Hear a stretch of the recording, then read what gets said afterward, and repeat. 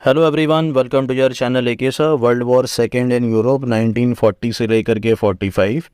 Basically world war जो है वो यूरोप में स्टार्ट हो चुका था 1939 को। यहाँ पर पहले थोड़ा सा कुछ मैप देख लेते हैं। मैं आपको मैप में समझा देता हूँ, उसके बाद में वर्ल्ड वॉर बहुत आसान हो जाएगा आपके लिए। अगर वर्ल्ड वॉर को और भी आसान बनाना है तो इसके पहले मैंने एक मुसोलिनी का वीडियो डाला है और एक मिलिटारिज्म इन जापान का वीडियो डाला है, उसको ज़रूर देख लेना। हिटलर के बारे में जो भी कुछ रहेगा मैं यहाँ पर समझा दूंगा। हिटलर वैसे एक नाज़ी पार्टी का बंदा था और यहाँ पर बेसिकली बदला लेना था उसे। और जितने बुरे दिन जर्मनी के आते हैं उतने अच्छे दिन हिटलर के यहाँ पर आते हैं। तो जैसे जैसे हम लोग आगे बढ़ेंगे वर्ल्ड वॉर में, मैं हिटलर के बारे में भी समझाता जाऊँगा, तो उसके बारे में आप फिक्र मत करिएगा। नॉर्वे स्वीडन, देखिए ये यूरोप का मैप है। नॉर्वे इस तरफ पड़ेगा, Sweden, Finland, Estonia, Latvia, Lithuania, East Prussia, Poland, Germany, Netherlands, Belgium, Great Britain, Ireland. ये सारे कंट्रीज़ मैं आपको बता रहा हूँ, ऐसे आप देख भी सकते हैं इसे।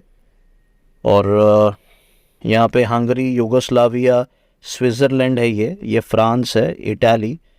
तो बोलने का मकसद सिर्फ इतना ही है कि इसके मैप को एक बार देख लो आप, और इसका स्क्रीनशॉट भी ले सकते हो। जो पिंक में जो कंट्री है ग्रेट ब्रिटेन, वो है axis power, sorry allied power. और जो फ्रांस है यहाँ पे, ये भी एलाइड पावर है। जर्मनी और इटाली जो ग्रीन में दिख रहे हैं वो है एक्सिस पावर। ठीक है, basically Italy, Germany, Japan versus France और जर्मनी, फ्रांस और इंग्लैंड चल रहा था। बाद में दूसरी कंट्रीज़ भी और आ जाती हैं साथ में। स्वीडन, आयरलैंड, स्पेन, ये न्यूट्रल कंट्रीज़ है। और जहाँ पर भी आपको ब्राउन दिख रहा है, यहाँ पर एक्सिस पावर ने मिल करके ये एरियाज़ को इन्होंने ऑक्यूपाई कर लिया। मतलब फ्रांस भी इनके डोमिनेशन में चला जा चुका था।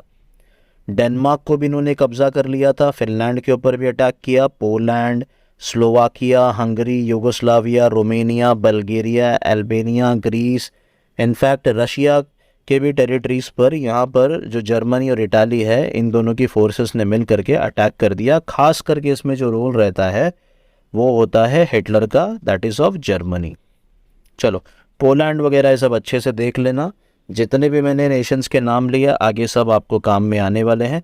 देखिए यहाँ से एक ऐसे लाइन जाता है, मोरक्को, तुनीशिया, ये जितनी भी आपको रेड लाइन दिख रही है, ये रेड लाइन यहाँ पर एलाइड फोर्सेस मतलब बाद में इन्होंने यहाँ पर अटैक करने के बाद में जो इटाली और जर्मनी के जो ऑक्यूपाइड कॉलोनीज़ थी तो इनको हराया इन्होंने।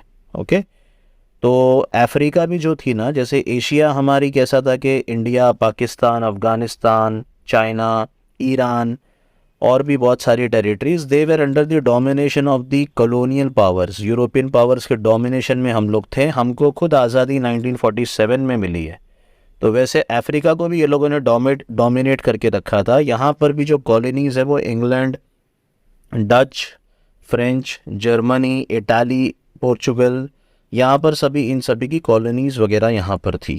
ठीक है, देखिए टर्की वगैरह वर्ल्ड वॉर 1 में था, वर्ल्ड वॉर 2 में इसका कोई रोल नहीं है। ओके, और यहाँ पर जितना भी आपको अल्जीरिया, तुनीशिया, लीबिया ये सब दिख रहा है, तो ये यहाँ पर एक्सिस पावर्स वगैरह की टेरिटरी है। चलिए स्टार्ट करते हैं world war 2। First world war Germany और जो उसके एलाई से बुरी तरीके से डिफीट किए गए। वुड्रो विल्सन कौन है? ये प्रेसिडेंट था यूनाइटेड स्टेट्स का समथिंग अराउंड 1800s वगैरह में। और इसने पब्लिक एडमिनिस्ट्रेशन का, ये father of modern public administration भी माना जाता है। अब उसके अंदर ज़्यादा हम लोग डिटेल में नहीं जाएंगे वो टॉपिक के। इसने ये कहा था कि यूनाइटेड स्टेट्स ने जो प्रेसिडेंट है इसका, उसने ये कहा था कि जर्मनी को हरा करके जो यूरोपियन पावर्स हैं उन्होंने दुनिया के लिए एक शांति के मैसेज दिया है। It is very good for the and the safe for the democracy. Because Germany जो है वो वर्ल्ड वॉर जब होता है यहाँ पर फर्स्ट वर्ल्ड वॉर, तो उन्होंने बहुत ही अहम रोल प्ले किया था। और कैसर विलियम सेकेंड को कैसा है कि लैंड भी चाहिए था, सी भी चाहिए था, दोनों तरफ उसको इन्फ्लुएंशियल पावर्स उसके हो चुके थे और उसको कंट्रोल करना था यूरोपियन पॉलिटिक्स। और ब्रिटेन ने, फ्रांस ने वगैरह ने मिल करके इनको हरा दिया। आगे बढ़ते हैं। जर्मनी और उसके जो पार्टनर्स वगैरह है, थोड़ा सा मैं डिटेल में इसके लिए बता रहा हूँ, ये बैकग्राउंड बहुत इंपॉर्टेंट है वर्ल्ड वॉर 2 के लिए। जो इनकी हार होती है वर्ल्ड वॉर वन में, जो कैज़र विलियम सेकेंड जो जर्मनी की तरफ से फाइट करता है, जो इनकी शर्मनाक हार होती है जर्मनी की। अब जर्मन कैसा है ना कि ऑट्टो वन बिस्मार्क के टाइम पे यूनिफाई हुआ 1870s वगैरह में, सेम टाइम पर इटाली भी यूनिफिकेशन होता है उसका। और बिस्मार्क ने एक टाइम पर यह भी कहा था कि अगर इन नेशनलिज्म की भावना जो है वो कंट्रोल नहीं की गई तो जर्मन्स एक आगे जाके एक बॉम्ब की तरह वो फट भी सकता है। समझ रहे हो मेरी बात? मतलब उनकी जो भावनाएं हैं ना, तो उनको कंट्रोल करने वाला भी ठीक है अपने एक हद तक के, लेकिन कंट्रोल करने वाला भी होना चाहिए। अब जर्मनी जब यहाँ पर हार जाता है तो जर्मन्स को बहुत ही बुरा लगता है कि हम लोग फर्स्ट वर्ल्ड वॉर हार गए। उनको जो ट्रीटमेंट है ना, ट्रीटमेंट बहुत ही बुरा ट्रीटमेंट दिया गया by the victorious powers, that is England and France. Okay. और कुछ लोग ये भी कहते हैं कि ये बेसिकली एक बदला था फर्स्ट वर्ल्ड वॉर का, जो जर्मनी ने सेकेंड वर्ल्ड वॉर में लिया। अब साइरन फॉल्स वर्ल्ड वॉर सेकेंड में जो उसकी बुक है उसके अंदर ये लिखता है कि जर्मनी का बेसिकली ये बदला था। अटैक जो पोलैंड पे हुआ वो तो immediate cause of the war था, लेकिन और भी जो गहरे राज हैं इस वर्ल्ड वॉर सेकेंड आने के पीछे, और भी बहुत सारे राज छुपे हुए हैं। Humiliating treaty of the Versailles. अब ट्रीटी ऑफ वर्सेलिस कैसा है ना, वर्सेलिस, हॉल ऑफ मिरर्स वगैरह, ये डिक्टेटेड टर्म्स थे कि जर्मनी को अपने ये जो टर्म्स बताए जाएंगे उसको मानना ही पड़ेगा। जर्मनी के पास और कोई ऑप्शन नहीं था। वीमर रिपब्लिक जो आती है यहाँ पर, जो सत्ता धारण करती है 1919 में, मैं जर्मनी के बारे में ही बताता चलूँगा, जर्मनी यहाँ पर बहुत इंपॉर्टेंट रोल प्ले करेगा। 1919 में जो सरकार आती है वीमर रिपब्लिक, उसने यहाँ पर ठप्पा लगा दिया ट्रीटी ऑफ वर्सेलिस के ऊपर। ट्रीटी ऑफ वर्सेलिस बेसिकली कहती क्या थी ये देख लेते हैं कि जो यहाँ पर जर्मन जो है ना, जर्मनी जिसने पोलैंड, चेकोस्लोवाकिया वगैरह ये सब जो टेरिटरीज जो कैप्चर किया था, वो टेरिटरीज अब वहाँ से हटा दी जाएंगी। देखिए यहाँ पे ये जो पोलैंड हो गया, उसके बाद में यूगोस्लाविया हो गया, ठीक है, बहेमिया, प्राग वगैरह, तो ये सब टेरिटरीज इनको यहाँ पर ये खाली करनी पड़ेंगी। और यहाँ पर ऑब्वियसली यहाँ पे जर्मन लोग यहाँ पर पहले से रहते थे। राइनलैंड जो इन लोगों ने डेबिलिटराइज इन्होंने मतलब करने के लिए कह दिया, was occupied by the allied troops. उसकी जो ओवरसीज वगैरह जो कॉलोनीज वगैरह थी वो भी उससे छीन लिए गए। उनकी जो ट्रुप्स वगैरह है उसकी सिर्फ सेना को 1 लाख से भी ज़्यादा ट्रुप आपके पास नहीं रहेंगी आपके डिफेंस के लिए, ठीक है। और जर्मनी के साथ में और भी दूसरी पावर्स थी एज अ सेंट्रल पावर्स, वो लोग फाइट कर रहे थे वर्ल्ड वॉर वन में, लेकिन जर्मनी को यहाँ पे पूरा उसके ऊपर ठप्पा लग जाता है कि आप ही की वजह से ये पूरा जो है वर्ल्ड वॉर वन हुआ है। और जर्मनी को इस तरीके से चारों तरफ से घेर दिया गया, सैटेलाइट स्टेट्स बिछा दिए गए ताकि वो जर्मनी कभी बाद में फिर उठ के खड़ा ना हो सके। तो it was very challenging for the Germany. Aggressive nationalism मतलब ये है कि देशभक्ति भावना, तो ये जर्मनी के बहुत ही बुरे दिन चल रहे थे। जितने भी जर्मनी के बुरे दिन चलेंगे उतने हिटलर के अच्छे दिन चलेंगे। रीज़न, जर्मनी में अनएम्प्लॉयमेंट आएगा, महंगाई आएगी, बेरोज़गारी होगी। हिटलर को उतना ही चांस मिलेगा कि भाई जो डेमोक्रेटिक गवर्नमेंट है जो यहाँ पर फॉर्म की गई है after the world war one, वो सही तरीके से काम नहीं कर रही है। हिटलर कैसा है ना, साइकोलॉजिकल वॉरफेयर करता है, साइकोलॉजिकल माइंड से खेलता है वो कि लोगों को चाहिए क्या, लोगों को जो चाहिए हिटलर वही उनको प्रोवाइड करेगा। वो ये यकीन दिलाता है कि आपकी कंट्री को एक डिक्टेटर ही बचा सकता है, दैट इज़ हिटलर। और वो पूरा प्रोपागेंडा करके उनके दिमाग और दिलों में पूरी एग्रेसिव नेशनलिज्म भर देता है, ठीक है। सेम यहाँ पर मुसोलिनी ने भी अपना काम किया। मुसोलिनी ने एंशिएंट ग्लोरी एजुकेशन सिस्टम पूरा हैक कर लिया था उसने, और बच्चों को, वुमेन्स, अपना बॉयज़ हो चाहे गर्ल्स हो, सभी को यहाँ पे मिलिट्री सर्विस वगैरह देनी है। जापान के अंदर जैसे हम लोगों ने पिछले वीडियो में देखा, ठीक है, जापान के अंदर 1919 से पहले मिलिटरिज्म का कल्ट था, वर्ल्ड वॉर वन के पहले। वर्ल्ड वॉर वन के बाद में यहाँ पे डेमोक्रेटिक गवर्नमेंट्स आ जाती है और जापान में कुछ अच्छा खास नहीं करती है। और 1930s ऑनवर्ड जैसे ही मंचूरिया का इंसिडेंट होता है, जब इसे मिलिटरिज्म कल्ट वापस से जाग जाता है जापान में। मतलब इटाली, जर्मनी, जापान कहीं ना कहीं मिलिट्री पावर की तरफ ज़्यादा ध्यान दे रहे थे। बेसिकली लीग ऑफ नेशंस बनाया गया था कि आगे जो मामला है बहुत शांति से सॉल्व किया जाएगा, लेकिन अब वो क्या कर रहा था आगे आने वाले पेजेस में वी विल सी दैट। जब हिटलर ने अटैक किया ऑस्ट्रिया जेकोस्लोवाकिया के ऊपर, ठीक है, और जब मुसोलिनी ने अटैक किया यहाँ पे एबिसिनिया के ऊपर, जब जापान ने अटैक किया चाइना के ऊपर, तो ये उनकी मिलिटरिज्म का सबूत था कि भाई वो लोग एक अलग लेवल पर पहुंच रहे हैं, ठीक है। अब आपके दिमाग में क्वेश्चन होगा कि जब उन्होंने अटैक किया दूसरी कंट्रीज कर क्या रही थी, आगे सब देखेंगे वो। Problem of national minorities. अब जितने भी जो यहाँ पे विक्टोरियस पावर्स थे उन्होंने क्या किया कि जो टेरिटरीज है ना उसको वापस से रीडिफाइन कर दी, ओके। अब यहाँ पे जो जर्मन पॉपुलेशन है वो पोलैंड के अंदर ज़्यादा रहती है, और जर्मन्स कैसा है, अपना एकजुट होकर के रहने में वो लोग ज़्यादा बिलीव करते हैं। सेम यहाँ पे जेकोस्लोवाकिया के साथ में भी हुआ। अब हिटलर का मेन एजेंडा क्या था कि जर्मन जो रेस है वो यहाँ पर सबसे तगड़ी और सबसे बेस्ट रेस है, हमको आर्यंस लाइक आर्यन ब्लड से वो लोग बिलोंग करते हैं। हिटलर का मानना ये था। उसका मानना ये भी था लेबेंसरॉम, लेबेंसरॉम मतलब लिविंग स्पेस, हमको ज़्यादा स्पेस चाहिए। सारे जर्मन स्पीकिंग पॉपुलेशन आसपास जितने भी स्टेट्स में बसे हुए कंट्रीज़ में, उन कंट्रीज़ को हमको जीतना है और जर्मन्स को इकट्ठा एक ही छत के नीचे लेकर आना है। ये उसका यहाँ पे एजेंडा था हिटलर का, ओके। तो यहाँ पर इसी की वजह से जो माइनॉरिटीज़ की जो प्रॉब्लम हुई है ना, तो हिटलर ने इसके ऊपर प्ले आउट किया और जेकोस्लोवाकिया का डिसमेंबरमेंट हुआ। ऑस्ट्रिया के ऊपर उसने अटैक करके अपने इसमें ले लिया, और उसके बाद में इन्वेजन ऑफ पोलैंड का one of the main causes of the world war है ये।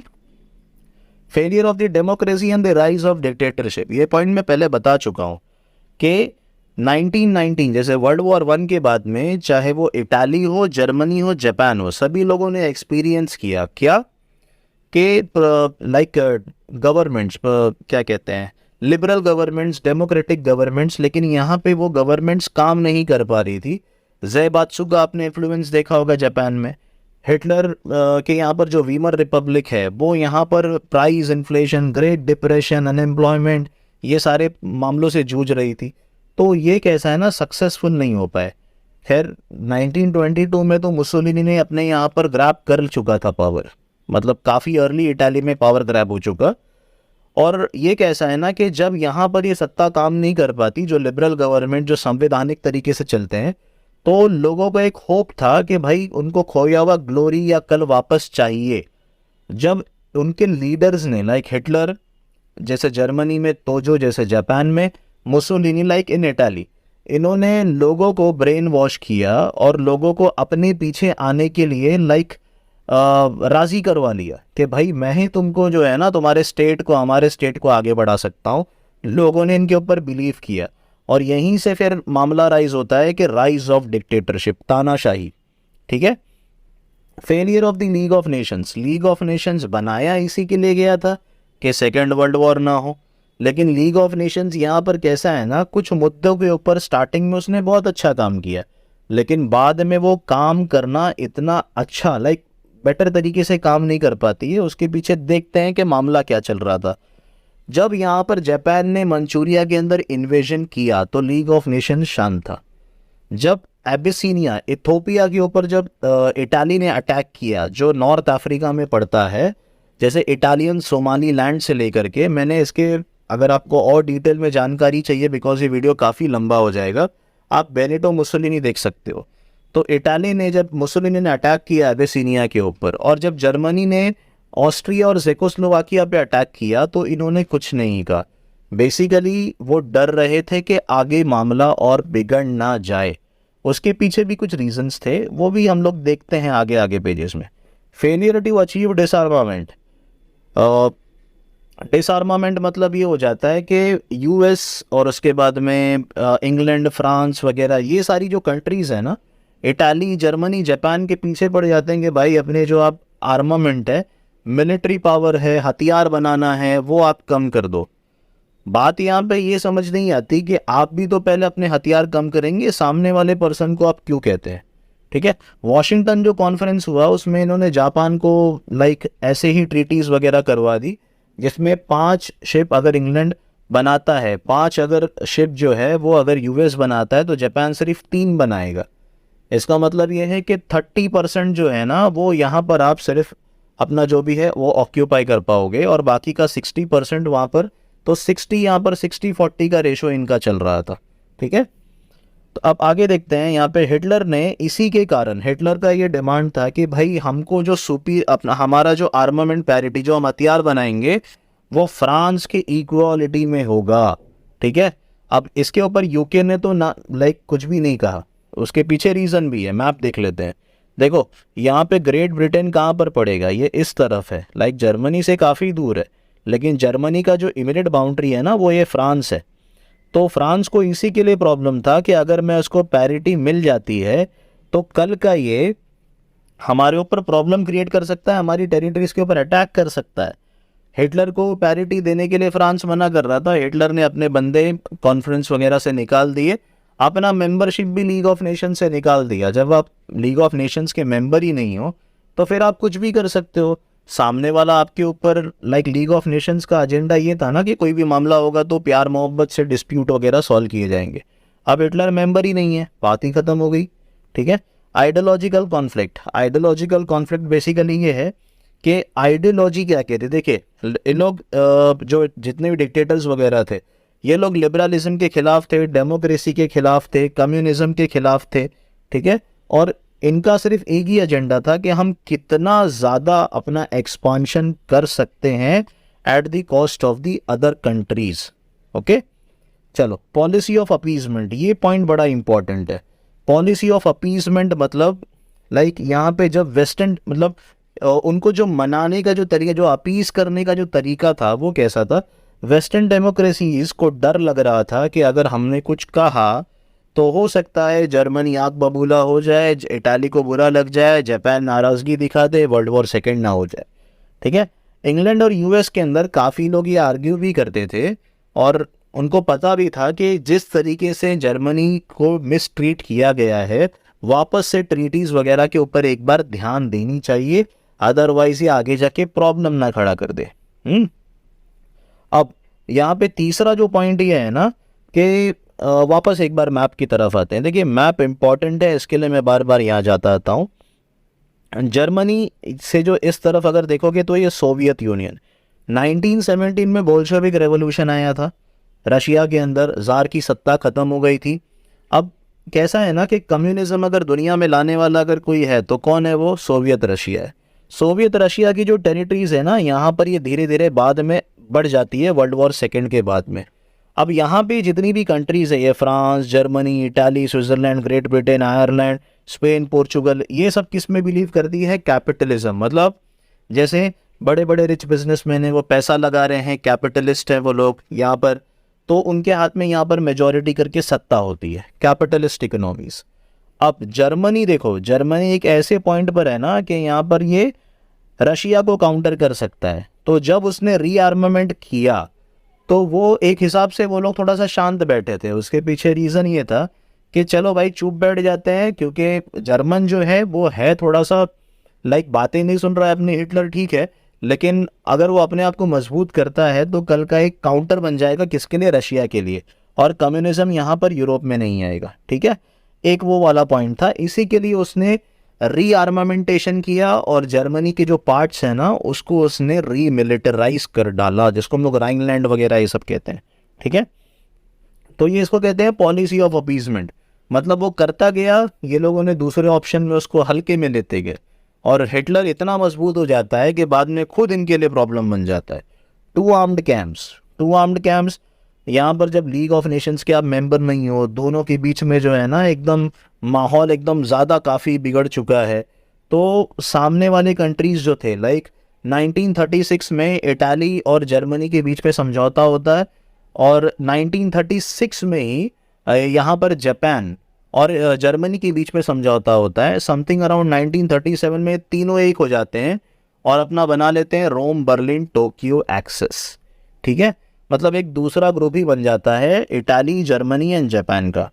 Immediate cause invasion of the Poland कैसा था कि छोटा सा एक एरिया था, लेकिन अब ज़्यादा हो चुका है हिटलर का। यहाँ पर हिटलर ने ऑस्ट्रिया के ऊपर दादागिरी दिखा दी। हिटलर ने जो है ना नियरली अराउंड ज़ेकोस्लोवाकिया को भी अपने कंट्रोल में लेना चाहा था। अब पोलैंड को उसने सीधी सीधी धमकी दे डाली, जो यहाँ पे लिखा नहीं, मैं बताता हूँ कि डांजिग नाम का जो एक पोर्ट है, ठीक है, डांजिग नाम का जो पोर्ट है, वो हिटलर ये कहता है कि आप इस पोर्ट को मुझे दोगे, इस बंदरगाह को मुझे दोगे, ठीक है। तो पोलैंड को बैकिंग जो है वो फ्रांस और इंग्लैंड की मिलती है कि देख भाई तुझे कोई पोर्ट वगैरह देना नहीं है, कुछ भी होगा हम तेरे पीछे हैं, अब हिटलर को नहीं छोड़ेंगे। पोलैंड ने कहा कि भाई मैं आपकी बातें नहीं सुनूंगा। हिटलर ने कहा ठीक है, be ready for the war. 1 सितंबर को जर्मनी ने इन्वेजन किया पोलैंड का। 3 सितंबर को इंग्लैंड और फ्रांस ने मिल करके जर्मनी के ऊपर धावा बोल दिया और यहीं से स्टार्ट हो जाता है world war second. Course of the world war second, course मतलब अब ये कैसे चला।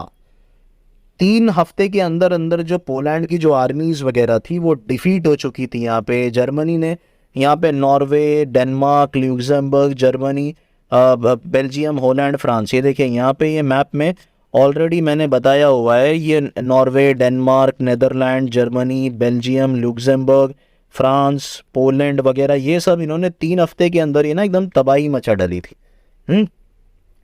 अब ये मैप आप देख चुके हैं, वापस से सीधा हम लोग यहाँ पे थियरी पे चलते हैं। जर्मन अटैक्स इतने हुए कि ब्रिटिशर्स नियरली अराउंड था, मतलब tons and tons of bombs वगैरह ब्रिटिश के टेरिटरीज के ऊपर गिरा दिए गए। फिर भी वो लोगों ने 3 लाख वगैरह जो उनकी सेना थी वहाँ से वो निकालने में वो सक्सेसफुल होता है। जर्मन्स ने जो फ्रांस है, लाइक जर्मनी का बॉर्डर जो है वो उसका यहाँ पे फ्रांस है, फ्रांस, नॉर्थ फ्रांस को भी उन लोगों ने ऑक्यूपाई कर दिया इंक्लूडिंग पेरिस, मतलब इतना खतरनाक। और साउथ में तो इन्होंने अपनी छोटी सी एक पपेट गवर्नमेंट बिठा डाली, मतलब इतने खतरनाक तरीके से वो लोगों ने। और वो जो पपेट गवर्नमेंट थी वो किसके अंडर में थी, जो फर्स्ट वर्ल्ड वॉर का जो हीरो था मार्शल हेनरी फिलिप पेटेन, ठीक है, उसके अंडर में विची नाम का जो प्लेस है वहाँ पर ये लोगों ने साउथ फ्रांस में अपनी सत्ता बना डाली, ठीक है। बैटल ऑफ ब्रिटेन, ब्रिटेन के अंदर तो नाजियों ने, नाजी पार्टी की बात करूंगा तो हिटलर जर्मनी, ओके, नाजी ने बहुत बॉम्ब्स बरसाए यहाँ पे और 10 महीने तक यहाँ पर नियरली अराउंड वॉर चलता है। 40,000 से भी ज़्यादा कैजुअलिटी हो जाती है। विंस्टन चर्चिल यहाँ पर प्राइम मिनिस्टर बन जाता है नेविल चेम्बरलेन के बाद, ठीक है, प्राइम मिनिस्टर ऑफ इंग्लैंड। मतलब ऐसे कठिन घड़ी थी ये लाइक ब्रिटेन ने इतने ज़माने से परेशान किया है लेकिन अब कोई उसको परेशान करने वाला भी मार्केट में आया है, ठीक है। तो ऐसा नहीं है कि we will support the war, लेकिन कैसा है कि ब्रिटेन ने किसी को कम परेशान नहीं किया है। चलो वो सब एक थियरी जाने देते हैं।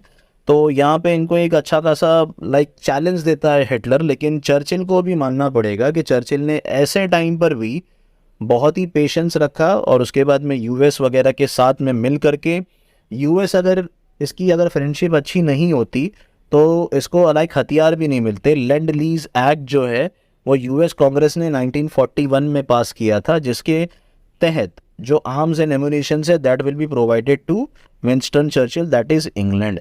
Invasion of Russia by Germany, ये वीडियो में और एक बार मैं बता देता हूँ कि रशिया के साथ में हिटलर ने पता है ट्रीटी की थी कि हम जो ईस्टर्न यूरोप है ना वो आधा आधा बांट भी लेंगे और तुमको है ना लाइक मैं पैसा वगैरह भी दूंगा, ठीक है। दूसरी चीज़ तुमको सिर्फ यही करना है कि हिटलर ने कहा था कि स्टालिन को कि तुमको सिर्फ यही करना है कि अगर मैं वॉर पे जाता हूँ किसी के भी खिलाफ तो आपको सिर्फ न्यूट्रल रहना है, ठीक है। रशिया तो न्यूट्रल ही था, रशिया का यहाँ पे कोई प्रॉब्लम नहीं था, लेकिन ये बल्गेरिया, यूगोस्लाविया वगैरह तक के ब्रिटिशर्स वगैरह की फोर्स, ग्रीस वगैरह से भी लोग खींच लेते हैं, मतलब हरा देते हैं, कौन, जर्मन फोर्सेस वगैरह। अब यहाँ पर कैसा हुआ ना कि 1940 में 1941 में 2 बड़े बड़े इवेंट हुए। जून में जर्मनी का इन्वेजन होता है रशिया में और यहाँ पर दिसंबर 1941 में जापान ने पर्ल हार्बर के ऊपर अटैक कर डाला, ठीक है। अब यहाँ पर इंग्लैंड को हराने के चक्कर में, थोड़ा सा मैप देखेंगे फिर से, अब यहाँ पर देखो ये भाई साहब जर्मनी ने स्लोवाकिया, हंगरी, यूगोस्लाविया ये सब कैप्चर कर लिया, रोमेनिया। अब यहाँ पर इसको लाइक इतना दूर तक कि जर्मनी को और हराने के चक्कर में वो रशिया वगैरह की टेरिटरीज वगैरह में एंटर करना चाहता है, रशिया के खिलाफ ये वॉर बोल देता है। अब रशिया तो पहले से ही यहाँ पर था ही नहीं सिनारियो में।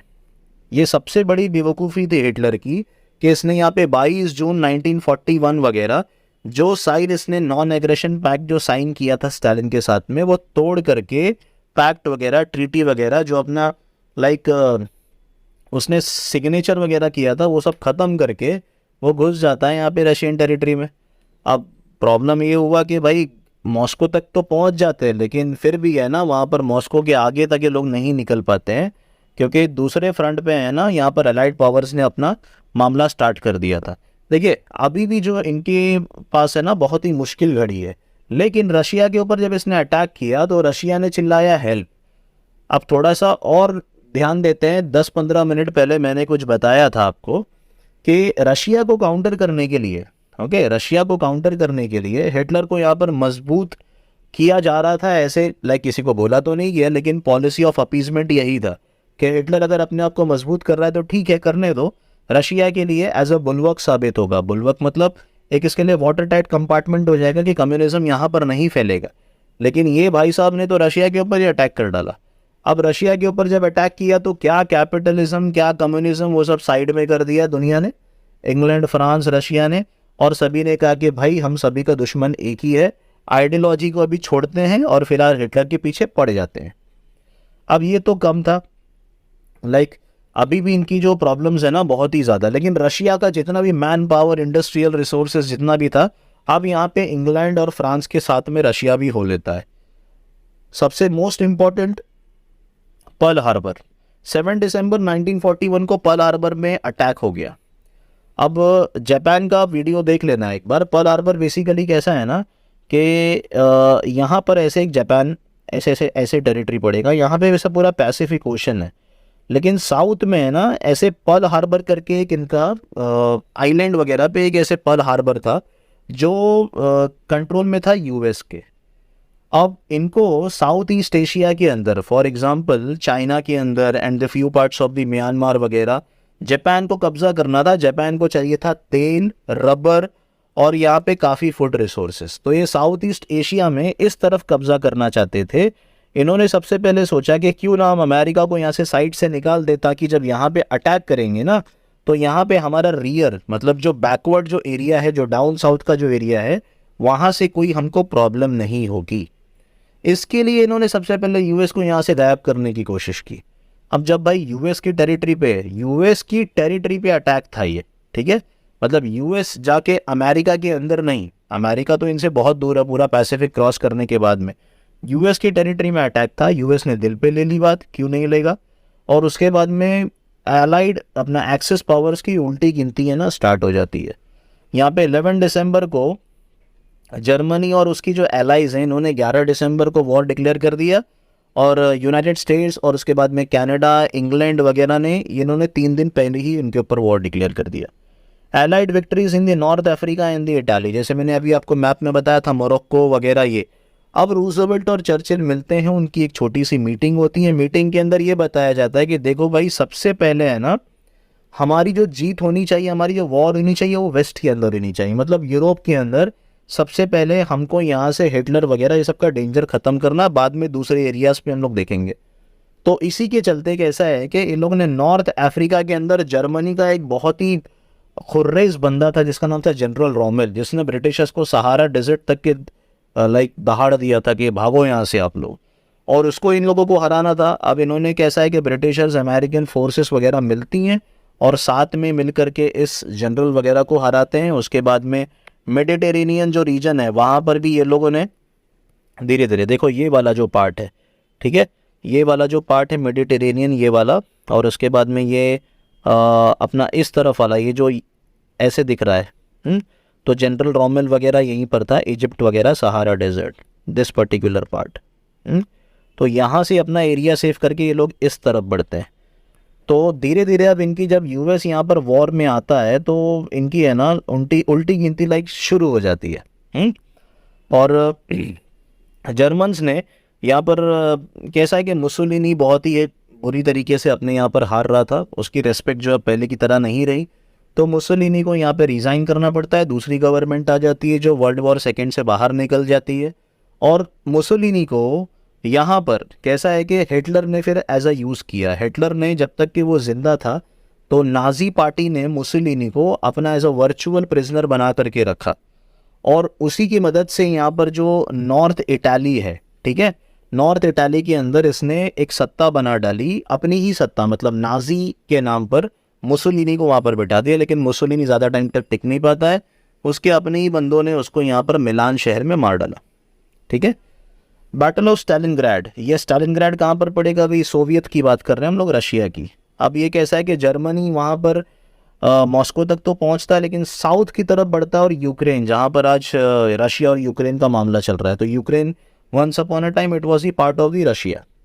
तो यूक्रेन कॉकेसस ऑयल फील्ड्स वगैरह उसको चाहिए होते हैं, वहाँ पर वो पागलों की तरह बढ़ता है। लेकिन कैसा है कि रशियंस भी यहाँ पर हार नहीं मानते।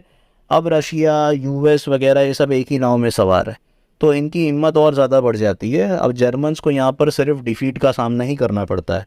इसका मतलब ये है कि मुसोलिनी का भी डाउनफॉल हो चुका है, जर्मन अब अकेले ही, अब हिटलर यहाँ पर अकेले ही सभी से पंगा ले रहा है। डी डे इन्वेजन, अब डी डे इन्वेजन ये है कि यहाँ पर जो नॉर्थ अफ्रीका और जो इटालियन कैंपेन्स जो हुए थे, मतलब नॉर्थ अफ्रीका भी आपको मैंने बताया जनरल रोमेन वगैरह को वहाँ से निकालना था, उसके बाद में इटाली वगैरह मुसोलिनी को वहाँ से इन्होंने निकाल दिया। ठीक है। तो ये यहाँ पर अपील था। स्टालिन ने क्या कहा कि भाई, स्टालिन ने ये कहा, जो रशिया का जो यहाँ पर चीफ था, प्रीमियर था, कि हमारे तरफ से आप वहाँ पर अटैक करो ताकि हमारे तरफ से, रशिया की तरफ से जर्मन्स का जो दबाव है वो कम हो जाए। अगर दो तरफा अटैक करेंगे तो जर्मन्स को दो तरफा फाइट करनी पड़ेगी। तो उसका जो रेस्पॉन्स है वो इटालियन और नॉर्थ अफ्रीका में देखने के लिए मिला, जैसे हम लोगों ने भी पहले मैप में देखा। ठीक है। मतलब यहाँ पर उसने अपनी आर्मी शिफ्ट कर दी, थोड़ा सा रशिया जो है रिलैक्स हो गया। अब अमेरिका का जो कमांडर था जनरल आइजनहावर, वो फ्रेंच कोस्ट नॉर्मंडी की तरफ वो लैंड होता है। फ्रांस जो इनके कब्जे में था, फ्रांस को वो यहाँ से कहीं ना कहीं छुटाने की पूरी अच्छी कोशिश करता है। ये देखो, बैटल ऑफ ब्रिटेन यहाँ पर दिया भी, जो काफ़ी बॉम्ब बरसाए भाई ने। और ये जो है डी डे, ठीक है, ये वाला, ये जो मैं सर्कल कर रहा हूँ ना यहाँ पर, हाँ, यही नॉर्मंडी बीच है। यहाँ पर ये बीच पर आता है जनरल आइजनहावर, और बुरी तरीके से फिर इनको डिफीट भी किया जाता है। चलो, तो पेरिस इसी तरीके से फ्रांस वगैरह भी जर्मनी वगैरह के हाथ से निकल जाता है। End of the war in Europe. अब जब रशिया की ट्रूप्स है ना, रशिया की ट्रूप्स को थोड़ा सा रिलैक्सेशन मिलता है, वो ट्रूप्स जर्मनी की तरफ आगे बढ़ती है और इतना दूर तक के घुस जाती है कि बर्लिन तक पहुंच जाते हैं।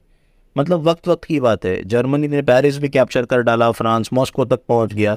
आज जर्मनी को कोई नहीं सपोर्ट कर रहा, जर्मनी अकेला पड़ जाता है। जापान अपने यहाँ पर अलग ही फाइट कर रहा है। इटाली ऑलरेडी सरेंडर हो चुका है। हिटलर कब तक के लड़ेगा? तो जब देखा कि हिटलर चारों तरफ से सराउंड हो चुका है, तो एडोल्फ हिटलर ने, ठीक है, 30 अप्रैल 1945 को सुसाइड कर लिया। 7 मई 1945 को जर्मनी ने यहाँ पर सरेंडर कर दिया कि भाई अब हमसे ना हो पाएगा, हम हाथ जोड़ के यहाँ से 1 2 3 लेते हैं, इजाज़त चाहते हैं। पैसिफिक वॉर कैसा है कि इसके लिए आपको जापान का वीडियो देखना पड़ेगा। अभी जैसे मैंने बताया कि यूएस और जापान में, जापान अभी भी शांत नहीं बैठ रहा था। जापान ने फिर भी काफ़ी टाइम तक इससे फाइट किया। ओकिनावा नाम का जो आइलैंड है, 82 डेज तक के, लगभग 3 महीने तक की फाइट चलती है। उसके बाद में यूएस इनसे जीत पाता है। मतलब इस तरीके का ज़बरदस्त टाइप ऑफ स्पिरिट और मिलिटरिज्म बन करके जो है ना जापान के अंदर उभरा था। और 26 जुलाई 1945, डेट तो याद ही रहेगा, 26 जुलाई को बहुत बड़ा डिज़ास्टर हमारे मुंबई में भी हुआ था। तो यूएस, इंग्लैंड और चाइना ने यहाँ पर एक अल्टीमेटम रेस किया, तीनों ने मिलकर के, कि जापान आप सरेंडर करते हो या नहीं। जापान की तरफ से कोई रिप्लाई नहीं आया। और अमेरिका जो है ना, फिर सीक्रेसी में एटम बॉम्ब बना रहा था। ये देखिए बॉम्ब्स वगैरह, एटम बॉम्ब बना रहा था। अमेरिका बदला लेता ही लेता है। हैरी ट्रूमैन यहाँ पर रूजवेल्ट के बाद में, ठीक है, रूजवेल्ट पहले यहाँ पर प्रेसिडेंट ऑफ द यूएस था। उसके बाद में हैरी ट्रूमैन आता है और उसने यहाँ पर एटॉमिक बॉम्ब सीक्रेसी वगैरह में बनाया। और 6 अगस्त 1945 को हिरोशिमा के ऊपर, और नियरली अराउंड 60% ऑफ जो सिटी है वो तबाह हो जाती है। 3 दिन के बाद में नागासाकी के अंदर बॉम्ब्स जो है वो ड्रॉप होते हैं। और इसके डिज़ास्टर के बाद में जापान जो था वो एकदम परेशान हालत में हो जाता है। उसके पास कोई चारा नहीं होता, बल्कि उसने nearly around with in a month उसने अपना सरेंडर कर दिया। 2 सितंबर 1945। 1 सितंबर 1939 को वॉर स्टार्ट हुआ था और 2 सितंबर 1945 को वॉर एंड हुआ। मतलब 40, 41, 42, 43, 44, 45, 5-6 साल तक के घमासान ऑल ओवर दी वर्ल्ड जो है ना, मतलब एक दुनिया ऐसे तमाशा देख रही थी कि और कितने लोगों की यहाँ पे जाने गई। चलो effects of world war second में देखते हैं। Defeat of the axis powers, यहाँ पे जो मुसोलिनी को अपने ही लोगों ने मार दिया। उसके बाद में एरित्रिया, लिबिया, इटालियन सोमालिलैंड, मतलब अफ्रीका के अंदर जो टेरिटरीज थी वो भी यहाँ पर इनके हाथ से चली जाती है। और हिटलर ने यहाँ पे सुसाइड कमिट कर लिया। उसके बाद में जर्मन की जो टेरिटरीज थी उसको भी 4 हिस्सों में बांट दिया गया, एक यूएस, इंग्लैंड, फ्रांस और सोवियत रशिया। मतलब ये 4 लोग बहुत इंपॉर्टेंट थे अगेंस्ट दी एक्सिस पावर्स। तो बर्लिन जो है, बर्लिन को भी 4 हिस्सों में डिवाइड कर दिया गया, सोचो अभी यहाँ पर।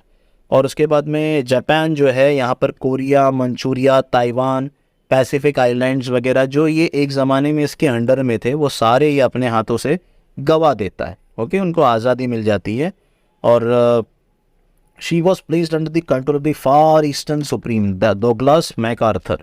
मतलब यहाँ पर जो जापान की तरफ जो कमांडर जो भेजा गया उसका नाम था डोगलास मैकआर्थर। जापान के अंदर यहाँ पर सारी के सारी लाइक पैसिफिक आइलैंड्स वगैरह ये सब उसके ऊपर निगरानी रखने के लिए। Massive loss of the human life.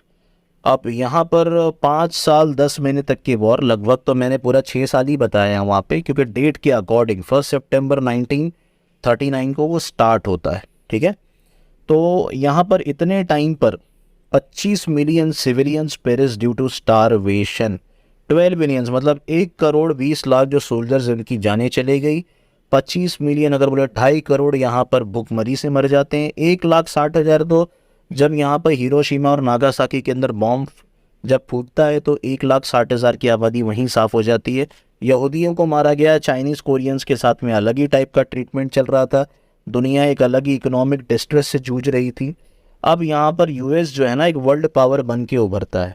US एक ग्लोबल पावर की शक्ल में, और यहाँ पर एक वो ऐसे रूप में उभरता है कि वो सबको अब क्रेडिट दे रहा है। ठीक है, इंग्लैंड, फ्रांस सभी को सपोर्ट करता हुआ दिखाई दे रहा है। और डेमोक्रेसी, ह्यूमैनिटेरियन के नाम पर यूएस एक नया अपना झंडा लेकर के यूरोप में और वर्ल्ड पॉलिटिक्स के अंदर एंट्री कर देता है। उसकी जो पॉलिसी ऑफ आइसोलेशन थी, पहले पॉलिसी ऑफ आइसोलेशन का मतलब क्या, यूएस की पहले पॉलिसी ऐसी थी कि बाहर के दुनिया में वो 3-5 करने से बिलीव नहीं करता, अपने घर में जिसको कहता है वेस्टर्न हेमिस्फीयर वहीं पे वो खुश रहना चाहता है। लेकिन आफ्टर वर्ल्ड वॉर 2 उसने इंटरनेशनल पॉलिटिक्स में काफ़ी लाइक रुचि दिखाई। Okay, rise of the Soviet Russia as a super power. Russia ने जब दहाड़ मारी किसके ऊपर, जर्मनी के ऊपर। जर्मनी के बाद में फिनलैंड, उसके बाद में छोटे मोटे जो एरियाज थे आसपास के सभी को इसने कैप्चर किया, जिसको हम लोग कहते हैं Baltic states. Sweden, Finland, Norway वगैरह ये सब जो है वो बाल्टिक स्टेट्स।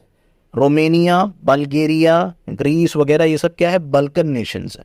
तो बल्कन और बाल्टिक डिफरेंट है। ओके, तो यहाँ पर कैसा है कि कम्युनिज्म वगैरह रशिया ने दूर तक के फैला दिया था। इसका मतलब ये है कि जर्मनी का जो आधा पार्ट है, जर्मनी का आधा पार्ट, मतलब मैं यहाँ पे मैप में बता दूँ कि उसका इन्फ्लुएंस यहाँ पे कितना दूर तक के हो गया था।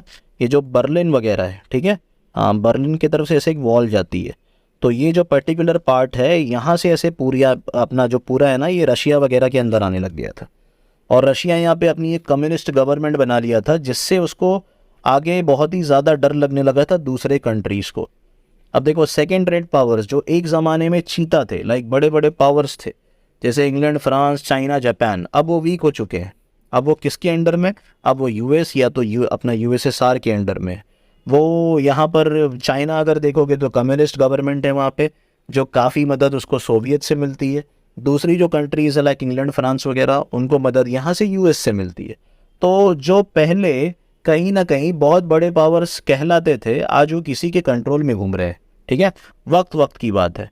Emergence of 2 power blocks. देखो, जंगल में एक ही शेर, लेकिन यहाँ पे 2 शेर। 2 शेर कौन, एक कैपिटलिस्ट यूएसए, कम्युनिस्ट यूएसएसआर। तो ऑब्वियसली दोनों में फाइट तो होना ही है। ठीक है, और इसी के लिए आज हम लोग कहते हैं ना कि यूएसए और यूएसएसआर के बीच में दुश्मनी क्यों चल रही है, तो रीज़न यही है। ठीक है, कि वर्ल्ड वॉर सेकेंड के बाद में 2 शेर आ गए, एक कैपिटलिस्ट इकोनॉमीज और एक कम्युनिस्ट इकोनॉमी। और ये वर्ल्ड वॉर फिर बाद में कोल्ड वॉर में बदल जाता है टिल 1990s तक के। Triumph of nationalism. नेशनलिज्म की बात करें तो भाई देशभक्ति की भावना, आज़ाद रहना, फ्री रहना, ह्यूमैनिटेरियन राइट्स वगैरह, इसके अंदर यूएस पहले से डिक्लेरेशन ऑफ ह्यूमन राइट्स वगैरह इसके अंदर पहले से। अब Britishers, French, Italian, Dutch, Portuguese, Spain, इनकी जितनी भी सत्ता थी वगैरह ये दुनिया से डगमगाने लगी, इनकी कॉलोनीज ख़त्म होने लगी, क्योंकि लोगों को यूएस एक नया रूप दिख रहा था कि जो इनको ये कॉलोनीज वगैरह से रिहाई दिला सकता है, उनको एक फ्रीडम मूवमेंट की तरफ आगे लेके जा सकता है। ठीक है। Foundation of the UNO, UNO इसलिए बना ताकि वर्ल्ड वॉर सेकंड के बाद में वर्ल्ड वॉर 3 ना हो। ठीक है। आज भी हमारे यहाँ पे यूएनओ है, यूएनओ को हम लोग यूएन कहते हैं आज की तारीख में, शॉर्ट फॉर्म में यूनाइटेड नेशंस। अगर यूएन अगर अच्छी तरीके से काम नहीं करेगा तो वर्ल्ड में फिर से डिजास्टर हो सकता है, जैसे लीग ऑफ नेशंस ने नहीं किया। अभी फिलहाल यूएन अच्छा काम कर रहा है, तो फाउंडेशन ऑफ यूएनओ इसके लिए हुआ ताकि आगे जाकर के ऐसे कोई वर्ल्ड वॉर 3 वाला कंसेप्ट ना बॉर्न हो। ठीक है। चलो मिलते हैं दूसरे वीडियो में। टेक केयर एंड जय हिंद।